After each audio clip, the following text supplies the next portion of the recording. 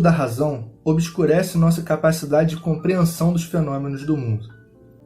O Ocidente construiu, desde a Grécia Antiga, uma imagem de humano centrada na razão e na consciência, como se aquilo que nos torna humanos, como se aquilo que nos torna mais especiais e mais propriamente nós mesmos enquanto humanos é a razão e a consciência. O que é a razão? É aquilo que os gregos chamavam de logos, essa capacidade que nós teríamos de construir explicações argumentativas em que uma causa segue um efeito e que um efeito segue uma causa e gera outro efeito e gera outro efeito, e isso construído na linguagem de maneira que a gente consegue explicar, argumentar com uma cadeia lógica que faz sentido e assim explicar todos os fenômenos do mundo, porque os fenômenos do mundo também seguiriam um encadeamento lógico. E a nossa capacidade única enquanto humanos, uma coisa que os animais não têm, como diz lá o Aristóteles, o que diferencia a gente, o fato de sermos zoon, logon, politikon, animais racionais e políticos, é justamente, somos animais como todos os outros animais, temos instintos, temos necessidades corporais, assim como todos os outros animais, mas temos esse logon, essa razão, que é o que? Essa capacidade de articular causas e efeitos numa explicação argumentativa que apresenta as razões de ser daquilo de que a gente está discutindo. Então, o humano racional, e justamente porque o humano é racional, ele diz lá no início da política, é que ele consegue ultrapassar as vocalizações que os animais conseguem fazer em termos de isso é bom, isso é ruim, gostei, não gostei, prazer, dor, um grunhido para prazer, um grunhido para dor, um grunhido para isso é bom, um grunhido para isso é ruim. A gente consegue ultrapassar isso graças a essa capacidade racional e construir explicações argumentativas que expliquem as suas razões, expliquem as nossas razões e expliquem as razões de ser das coisas, com motivos, com causas e efeitos, com um discurso lógico bem encadeado. Isso passou adiante até mesmo no cristianismo, porque embora exista a coisa que se diz não racional da fé em Deus, mas o que caracteriza o humano ainda na tradição cristã medieval é essa capacidade de escolher livremente suas ações. Como é que se escolhe livremente suas ações? Sendo dotado de razão. A gente, porque é racional, consegue determinar nossa vontade para um ou outro caminho, escolhendo livremente até mesmo contra as leis de Deus, fazendo assim um furo no caminho que Deus propôs para nós, que é um caminho de pura bondade, justiça e tudo mais, e a gente consegue escolher o mal, assim que eles tratavam o problema do mal. E isso chega com força total à Idade Moderna, à tradição moderna, quando justamente o que vai caracterizar mais propriamente o homem é a razão e a consciência, lá no eu penso, eu existo, do Descartes. O que me torna mais propriamente existente é o fato de eu pensar, duvidar e conseguir estabelecer metodicamente o meu pensamento.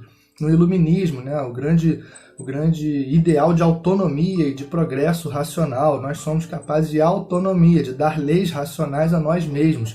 Isso individualmente, porque conseguimos escolher racionalmente nosso caminho, quanto socialmente, quando a gente estabelece estados com leis racionalmente estabelecidas e conseguimos superar o tal estado de natureza, em que é uma bagunça danada, a gente é meio bicho, semi-bicho. Quando a gente consegue se estruturar em torno de estados regidos por leis racionalmente estabelecidas, aí sim entramos na marcha do progresso humano, que para eles é infinito e vai até um estado máximo de igualdade, de justiça, de liberdade. Esses ideais iluministas de progresso racional, depende muito da razão e dessa concepção de humano segundo a qual nós somos intrinsecamente racionais, que nos torna humanos essa capacidade incrível de articular explicações argumentativas para tudo, para nós mesmos, para o mundo, para a sociedade, para a natureza, e produzir intervenções tecnológicas e científicas com base nessa capacidade racional. Então, criou-se no Ocidente o mito da razão.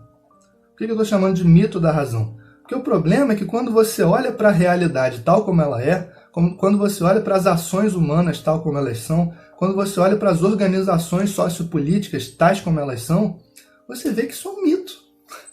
A gente não costuma se guiar pela capacidade de explicações argumentativas, logicamente construídas, que construam um sentido bem organizado para as coisas.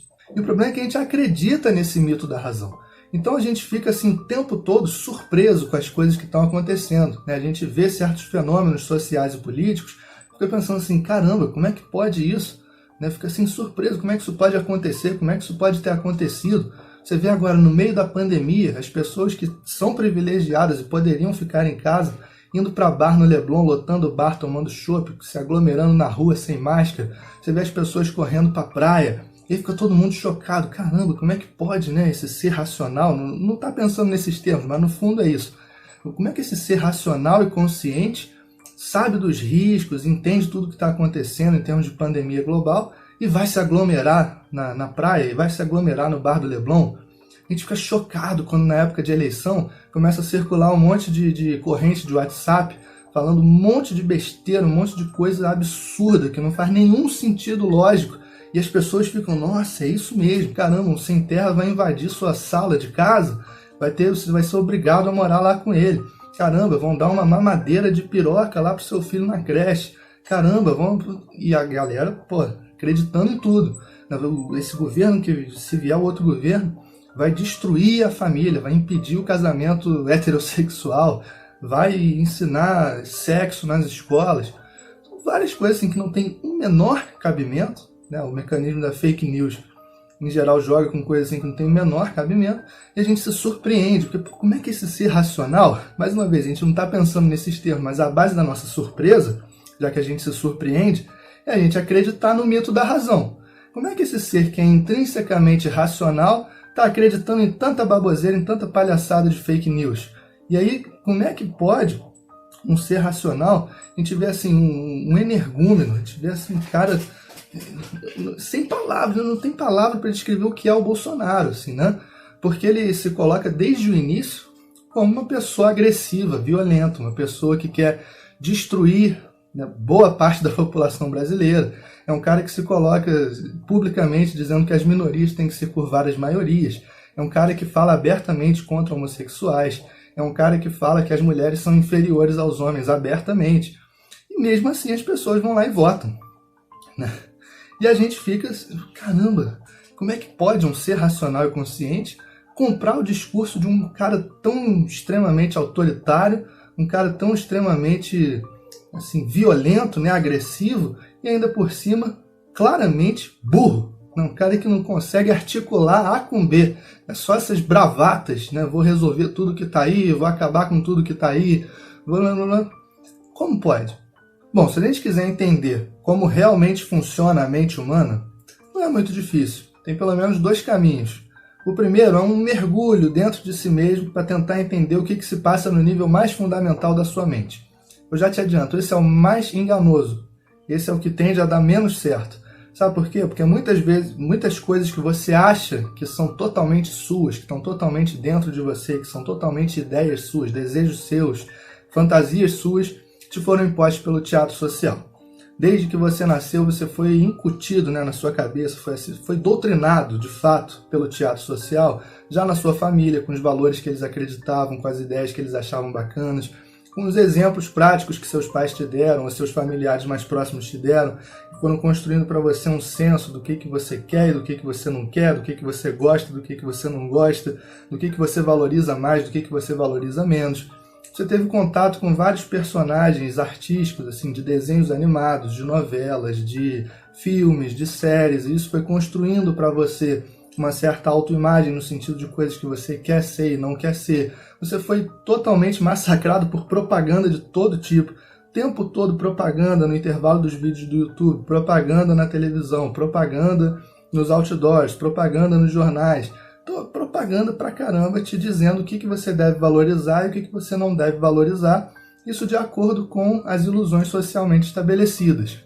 Então muitas vezes você vai encontrar dentro de você desejos, fantasias, pensamentos e valores que você vai jurar que são seus, mas na verdade te foram incutidos, né? Te foram impostos de fora para dentro pelo teatro social. Então esse é o caminho menos confiável, pode dar certo, mas exige um trabalho muito maior do que o segundo caminho que eu vou falar. O segundo caminho para tentar entender como realmente funciona a mente humana é simplesmente olhar para a sociedade e olhar para aquelas coisas que fazem mais sucesso. Por quê? Porque aquelas coisas que fazem mais sucesso quer dizer que tem muita gente interessada nelas, tem muita gente que adere a elas, tem muita gente que compra elas, tem muita gente que está afim, sabe, de estar envolvido com essas coisas que fazem mais sucesso na sociedade. E pode pegar em todos os tempos, pega os livros de história, ou então só olha mesmo para o seu mundo, do jeito que está. Né? Como diria uma música dos Engenheiros do Havaí, são 600 anos de estudo a 6 minutos de atenção. É só olhar, olha para aquilo que faz mais sucesso no seu tempo, no seu lugar, ou em todos os tempos, em todos os lugares. Que você vai começar a notar certos padrões que te dão indícios de como funciona a mente humana, para que essas coisas sejam tão excessivamente valorizadas, para que essas coisas tenham tantos inflamados, né, intensamente envolvidos adeptos. Então, assim, o que faz mais sucesso na nossa sociedade? Uma coisa, em primeiro lugar, sem dúvida, religião. Tem pelo menos 10 mil anos que religião é uma coisa que faz um sucesso danado. Você pega a maioria de qualquer população, você vai encontrar uma maioria de pessoas que são religiosas, que se dizem ter religião, que acreditam em forças supremas do universo. Né? Qual é a base da crença religiosa? Para a gente tentar entender como é que funciona a mente humana. A base da crença religiosa é a ideia de que existem forças supremas do universo, forças sobrenaturais que estão além assim, do nosso trato com corpos físicos e com o teatro social comum. Então, forças que estão além do comum da nossa lida diária com o teatro social, forças que em geral a gente não pode ver, não pode ouvir, não pode tocar nelas, estão além dos sentidos. Então, forças supremas do universo, que não raramente criaram o universo, que nos criaram, que têm um plano especial para nós, de maneira que a gente se convence com muita tranquilidade, passa a vida inteira convencido com muita tranquilidade, que as forças supremas do universo, assim, as forças mais poderosas do universo, se preocupam especialmente com a vidinha de uma espécie, uma única espécie pequenininha, dentro de um planeta pequenininho, dentro de uma galáxia pequenininha, no universo infinito. Né? E a gente vive convencido disso. Não, claro que essas forças supremas do universo, que o próprio Deus onipotente do universo, ele criou o universo, ele me criou a sua imagem e semelhança, e ele se preocupa com cada detalhe da minha vida. Então, assim, se eu faço uma coisa que prejudica alguém, esse Deus vai vir me castigar. Se eu faço uma coisa que ele considera boa, ele vai me recompensar. E por mais que eu sofra nessa vida, tem esse cálculo econômico, né, com a religião. O que você faz de mal, volta para você como mal. O que você faz de bem vai voltar para você como bem. E o mais atrativo de tudo, quanto mais você sofrer, no final você vai ser recompensado numa vida além. Uma vida além da vida. Então olha quantos ideais interessantes já tem aí. E o que esses ideais mostram sobre a mente que fabrica esses ideais e que adere tão tranquilamente e com tanta intensidade a esses ideais? Do meu ponto de vista, um desejo de poder absoluto. Uma pulsão de poder muito forte. De que maneira? Quando tem as forças supremas do universo, né, olhando para você, vigiando você, castigando e recompensando você, você já se atribui, né, uma importância tão incrível, né, tão especial, que você se sente poderoso. Você é muito poderoso na ordem universal, porque até as forças supremas do universo prestam atenção em você. Outro elemento importante, que faz parte do desejo de poder, o desejo de controlar tudo. Porque por que a gente apela a essas forças especiais do universo? Porque elas vão nos ajudar a controlar as circunstâncias a nosso bel prazer, ao nosso favor. Então a gente recorre a essas forças para dobrar as circunstâncias a nosso favor, para pedir que as circunstâncias atendam aos nossos desejos e para impedir que as circunstâncias negativas atravessem nosso caminho. Desejo de controle. A gente projeta, né, esse desejo de controle em divindades superpoderosas que podem intervir no mundo a nosso favor. A ideia de que nossos inimigos serão castigados. Muito interessante, né? Porque você não precisa ter o trabalho de ir lá e enfrentar seus inimigos. Porque muitas vezes eles são muito mais poderosos que você. Mas aí você cria você adere a todo um sistema moral de mundo que diz que esses inimigos vão ser naturalmente castigados, seja nessa vida ou noutra vida. Mais uma vez intensifica o seu sentimento de quê? De poder. Você é tão poderoso que o fato de você ter sido prejudicado por aquela pessoa, você vai conseguir realmente se vingar dela. Mesmo que você não precise fazer nada, porque tem uma ordem moral universal que vai se encarregar de se vingar para você. Superação da morte. Então, né, você é tão poderoso que você vai vencer até aquilo que há de mais bem estabelecido na vida, que é a morte. Você vai vencer a morte, você não vai morrer. Você vai permanecer em outro mundo, ou vagando por aí, ou vai para uma outra vida, para um lugar melhor, ou até para um lugar pior, mas você vai. né? Vai vencer a morte. Mais uma coisa que te dá um sentimento tal de poder. É muito poder vencer a morte. Vencer aquela que é invencível, na verdade. É vencer o invencível. Você quer controlar o incontrolável e vencer o invencível. Olha que bacana. Outra coisa que faz muito sucesso hoje, está bem representado no nosso governo, o discurso empresarial. Por que o discurso empresarial é tão atrativo? Porque ele fica te prometendo a felicidade e o sucesso. E ele fica te iludindo com a ideia de que a felicidade e o sucesso só dependem de você. Não dependem de ninguém mais, não dependem das circunstâncias, não depende de nada, depende de você. Se você se esforçar suficientemente, você vai atingir a sua plena autossuficiência. O teatro do capitalismo é um grande teatro da ilusão de poder no sentido da autossuficiência. Eu me convenço tranquilamente que porque eu tenho meu trabalho, eu ganho meu dinheiro, eu pago minha conta d'água, eu vou lá e pego minha garrafinha d'água e bebo na hora que eu quiser. Agora, para essa água chegar aqui na minha torneira, ela tem que ser recolhida lá no manancial do rio Guapiaçu, tem que ser tratada na estação do Laranjal, tem que passar por uma série de dutos e caminhos tortuosos até chegar aqui, né, para que eu possa abrir minha torneirinha e beber minha aguinha. E todo esse processo não é um processo que tem uma estrutura que nasceu com o mundo, que está aí pronta, dada para a água chegar na minha torneira. Todo esse processo dependeu e segue dependendo do trabalho de milhares de pessoas, se não milhões de pessoas, que estão envolvidas na construção e manutenção de todo esse aparato técnico, tecnológico, científico, e tem muitos conhecimentos envolvidos nos quais muitas pessoas trabalharam para desenvolver esses conhecimentos e essas técnicas e essas tecnologias, e tem muitos trabalhadores lá agora mesmo trabalhando na manutenção de todo esse processo para que essa aguinha chegue na minha torneira. Então eu sou muito dependente, né? Nós somos seres muito dependentes. Então talvez assim, ao contrário do que Aristóteles acha, que a gente é um animal político porque é um animal racional, que consegue articular discurso bem ordenado, mas ele tem olhado para o lugar errado, né? A gente é um animal político porque a gente é muito dependente, inclusive na primeira infância, né? É um animal que nasce no maior desamparo. Freud chamava de desamparo originário. Você nasce por muito tempo, muitos anos, não consegue suprir o básico das suas necessidades pessoais. Deixar uma criança pequena sozinha, fatalmente ela não vai crescer. Se estamos aqui hoje aí vocês, é porque alguém se deu ao trabalho, né, de despender penosas quantidades de energia e esforço para que a gente pudesse estar aqui hoje. Não estou dizendo que é mãe, pai, mas alguns adultos da espécie se deram esse trabalho. Então, ser muito dependente, por isso mesmo é um animal político. Aí outra coisa que faz muito sucesso, e sempre fez muito sucesso, continua fazendo muito sucesso, líderes autoritários, né? Políticos autoritários, figuras que se colocam como os salvadores da pátria, as pessoas que vão resolver tudo que está aí, que vão acabar com todos os seus problemas, acabar com tudo que está aí. Então, às vezes a gente acha que é um discurso fraco, o discurso do Bolsonaro, mas é um discurso muito forte. Por quê? Porque ele tem um apelo a essa coisa que parece estar justamente operando no nível mais fundamental da mente. Quando a gente olha o que faz mais sucesso, né? Por que a gente está sempre tão pronto a aderir ao discurso dos líderes autoritários? O que os líderes autoritários nos prometem?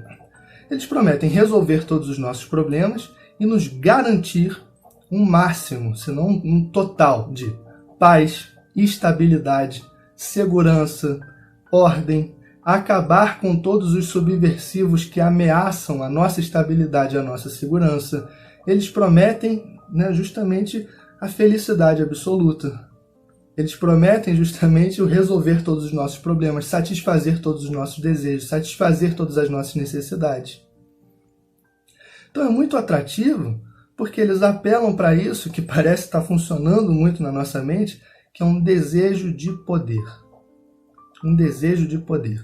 Aí você pode pensar, mas como é que o desejo de poder, né, que cada um tem, pode levar a própria pessoa à submissão? Porque afinal de contas, na sua relação com a religião, você é submisso. Na sua religião com o capital financeiro, você é submisso. Na sua relação com o líder autoritário, você é submisso.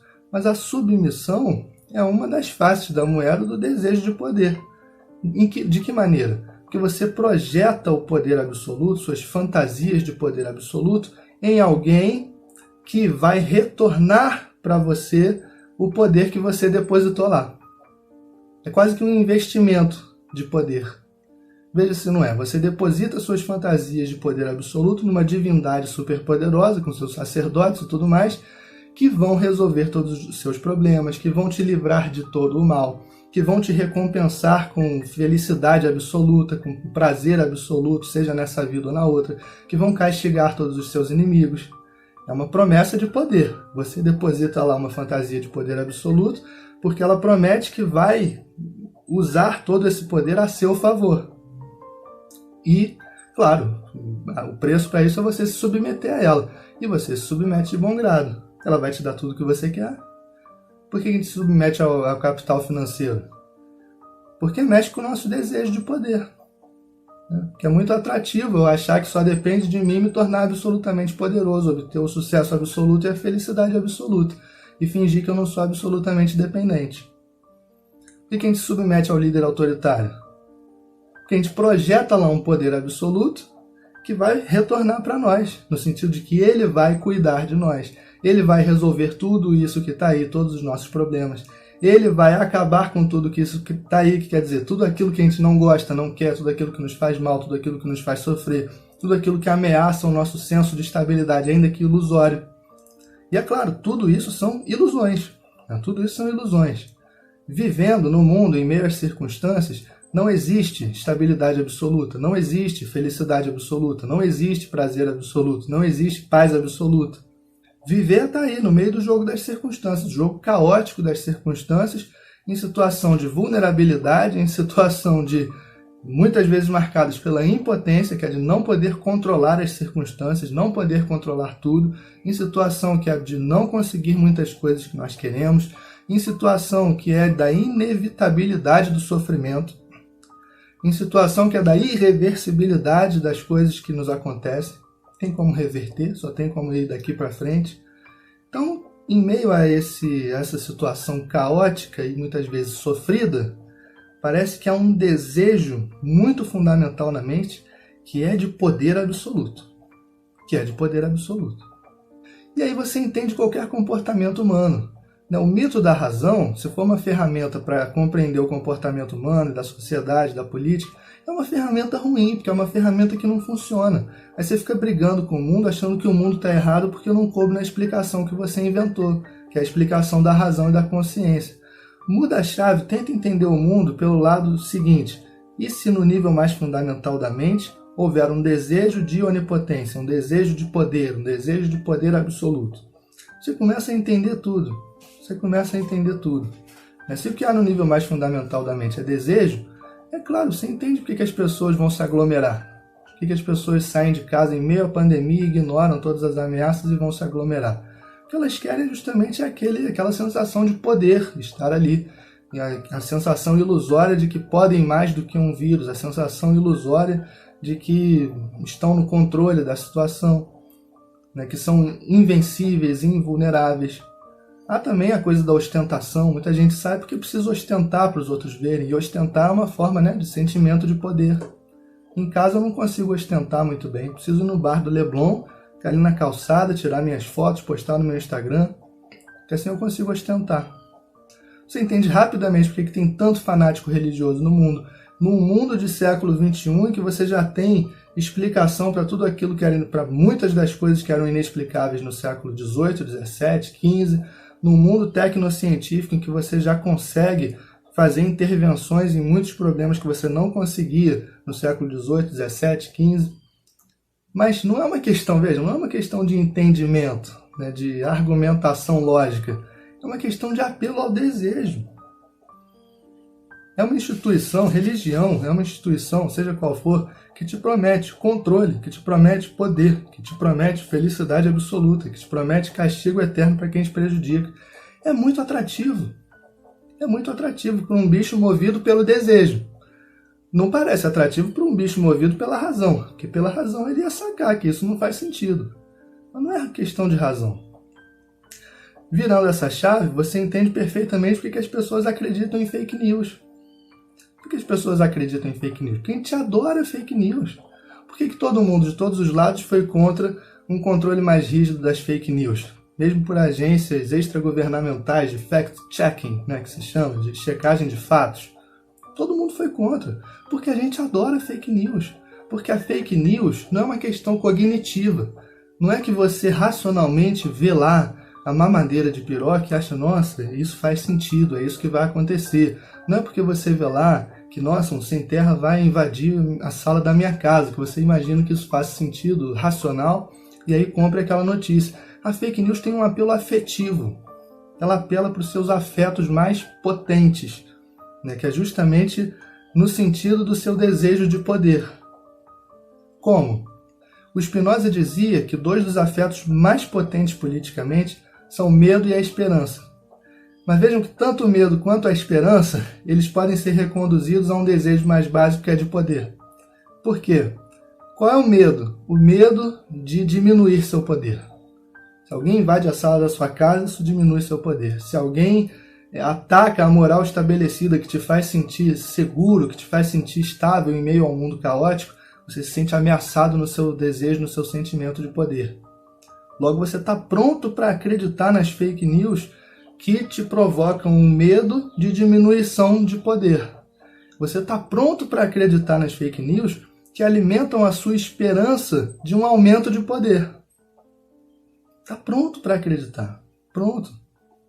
Se bate com os ensinamentos da sua religião, então, e esse combo decidiu, né, assim, em parte, essas eleições, um combo de fanatismo religioso com circulação de fake news. Mas quer dizer, não é a religião, não é a fake news, é o desejo de poder das pessoas. As pessoas querem isso, né? As pessoas gostam disso. E as pessoas, temos que acordar para o seguinte também, as pessoas estão satisfeitas. Estão satisfeitas. E mais, não é pelo esclarecimento lógico-racional que elas vão deixar de estar satisfeitas. Elas só vão deixar de estar satisfeitas quando bater muito forte, em algum momento, a decepção. Porque o caminho também, óbvio, para quando você deposita grandes ilusões de onipotência em figuras que não têm como entregar nada do que prometem, o caminho mais tranquilo é o da decepção. A decepção vai vir, a frustração vai vir. E as pessoas vão se esclarecer? Provavelmente não. Provavelmente elas vão abraçar outro tipo de ilusões que vão mexer, mobilizar seus afetos, seus desejos, suas fantasias. É isso. É isso. A gente é movido a afetos, desejos e fantasias.